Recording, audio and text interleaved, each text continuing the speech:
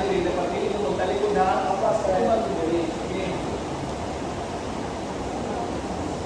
Magandang araw sa inyo lahat. Ngayon ay aming ipapakita ang isang matutulong na hatol sa tunay na pangyayari sa buhay ng ating pambansang bayani. Si Dr. Jose Ricardo Rizal Mercado, ang Controlling sa loob ng Fort Santiago. Sa isang tahimik at malamig na gabi sa loob ng Fort Santiago, dinala ng mga sundalo si Dr. Rizal sa kanyang dalaga. Ang hangin ay mabigat at tumulo nito. Tila alam ng mga pader ang bigat ng kanyang kapalaran. Sa kabila ng dilim at katahimikan, nananatiling mga kasundan, payapa ang loob, sapagkat alam niya ang kanyang paghihirap ay hindi para sa sarili, kundi para sa kalayaan ng kanyang bayan. Dito magsisimula ang muling ito ng kanyang buhay. Ang gabi ng kanyang sakripisyo at walang hanggang pag-ibig sa Pilipinas.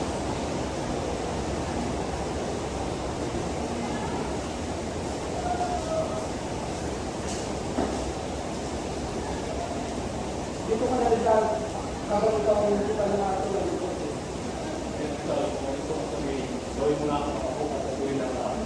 Hindi ko kailangan ng salita dahil ang aking mga akda ay salita para sa akin.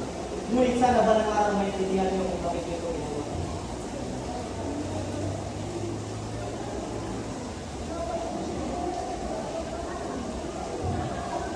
Jose, anak ko! Jose, anak ko! Minsan sa tanawa kayo! Kuya, kakayanin mo yan. Hindi matatapos dito ang lahat. Huwag kayong mangamba. Ang buhay ko ay alay ko para sa inyo at sa lahat ng Pilipino.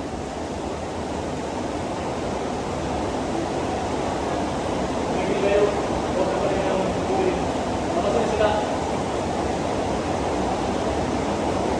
Sinara ng mga sundalo ang pintuan ng sala. Sa loob, daming palusot ng luma at tunog ng paghinga ng sal ang pagkikilig.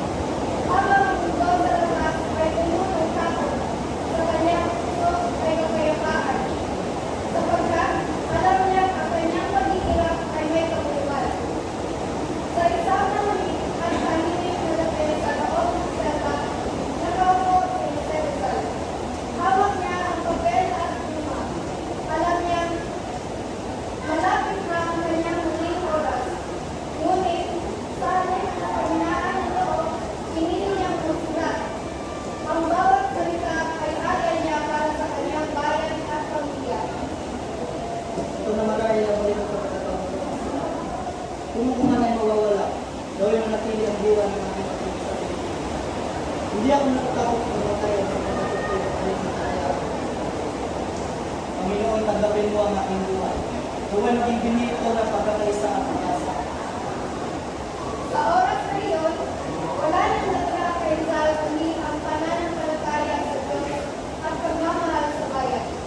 Ngunit, hanggat tahimikan ay naputol na biglang bumukas ang pintuan at narinig ang mabibigat na yakap ng mga sundalo.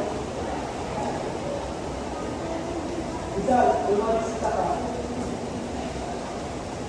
Pumasok ang kanyang pamilya, ang kanilang mga mata ay puno ng lupa.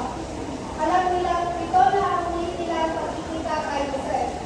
Sa loob ng ilang minuto, bawat salita at bawat yakap ay parang walang katapusan. Kuya Jose, ito na nga ba ang huli natin pagkikita? Marahil ito ng kapatid. Ngunit, huwag kayong matakot.